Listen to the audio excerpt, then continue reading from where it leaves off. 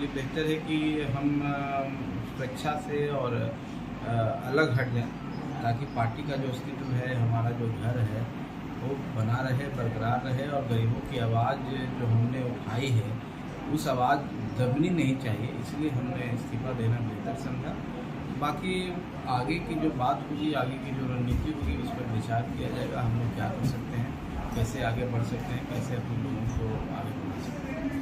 तो आखिर दबाव था कि क्या विलय कर लिया जाए पार्टी का, और किस तरीके का दबाव? देखिए, कोई दबाव ऐसा नहीं था, लेकिन दबाव यही था कि अब पार्टी का विलय करके हम लोग एक हो जाना चाहिए। तो पार्टी बनी है, पार्टी जब चल रही है, हमारे माननीय विधायक हैं, 4 विधायक हैं, हम लोग एमएलसी हैं, और पार्टी अपनी मजबूती के लिए और संगठन के विस्तार के लिए बहुत सारे कार्यक्रम हम लोग कर रहे हैं।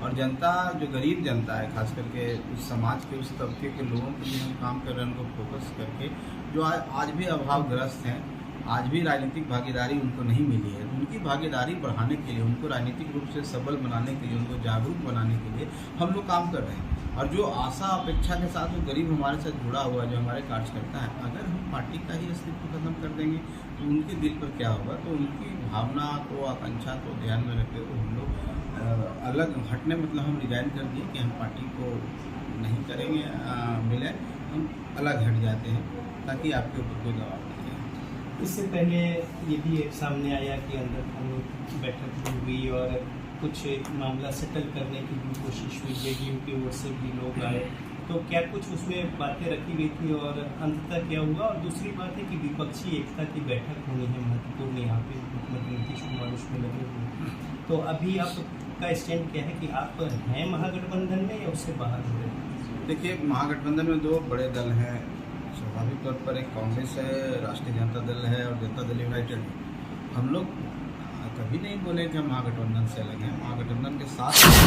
हाँ, अगर हम लोग को पार्टी के रूप में अगर बड़े घटक दल हैं, अगर नहीं रिकॉग्नाइज करते हैं, तो हम लोग कैसे रहेंगे? हम लोग फिर अपनी रणनीति, अपनी लड़ाई, संघर्ष है वो गरीबों की आवाज़ बनने की और उनके लिए काम करने के लिए हम लोग जारी रखेंगे और अपने तरीके से जारी रखेंगे। क्या ये परिस्थिति तब पैदा हुई जब 5 सीटों को लेकर लोकसभा में मांग भी हम की ओर से या इस तरीके की बातें रखी गई, इसके बाद ये सारा गतिविधि जो है? देखिए, ये मिसकंसेप्शन है और इस तरह से मिस इंटरप्रिटेशन है कि हमने 5 सीट का डिमांड, हम ये बोले कि हम 5 सीटों पर बहुत अच्छी तैयारी कर चुके हैं, हमारे कार्यकर्ता वहाँ लड़ने के लिए सक्षम हैं, और जब हमको सीट मिलेगा तो हम जीत जाएंगे। हम 5 सीट का नाम भी बताए थे, और हम बोले कि और भी 2-3 सीटों पर हम तैयारी कर रहे हैं। आने वाला समय में हम कोशिश करेंगे कि लोकसभा चुनाव आते आते हम 40 सीट पर अपनी तैयारी करेंगे, ताकि हम सहयोगी के रूप में किन्हीं गठबंधन जब हमारा होता है तो हम किसी दल का सहयोग करेंगे, तो हम इतने सक्षम हो जाएं कि हम उनको सहयोग करें। लेकिन 5 सीट पर हमारी तैयारी मुकम्मल है और बहुत अच्छी तैयारी है, ये हमने बात रखी थी। बाकी आधिकारिक तौर पर कहीं पर महागठबंधन का तो कोई बैठक नहीं हुई थी जहाँ पर हम डिमांड रखें। हम आपके माध्यम से बोला कि हमारे कार्यकर्ता चाहते हैं कि हम 5 सीट पर कम से कम चुनाव लड़ें, जहाँ हमारी तैयारी मुकम्मल है, ये बात हमने कही थी।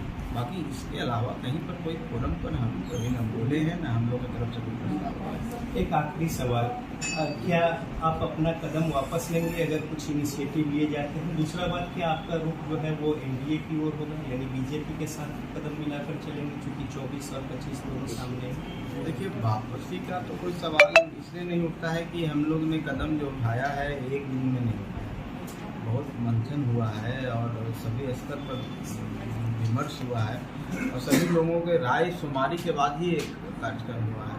तो हम नहीं समझते हैं कि हम लोग पार्टी के कॉस्ट पर कोई काम करें। पार्टी के अगर अस्तित्व बना रहे और उस अस्तित्व की रक्षा हो तो हम लोग अभी भी कर रहे हैं कि हम महागठबंधन से कहाँ अलग हैं।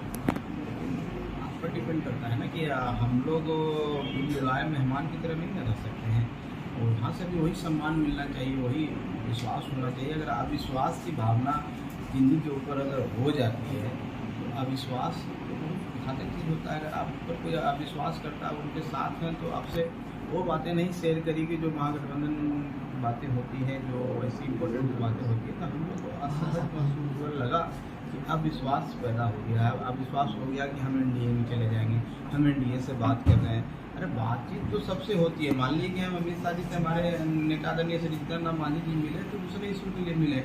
मान लीजिए हम लोग कभी किन्हीं से मुलाकात हो जाती है, एयरपोर्ट है, कहीं पर है, तो इसका ये मतलब नहीं ना है कि हम चले जाएंगे। तो अविश्वास सबसे घातक है। हम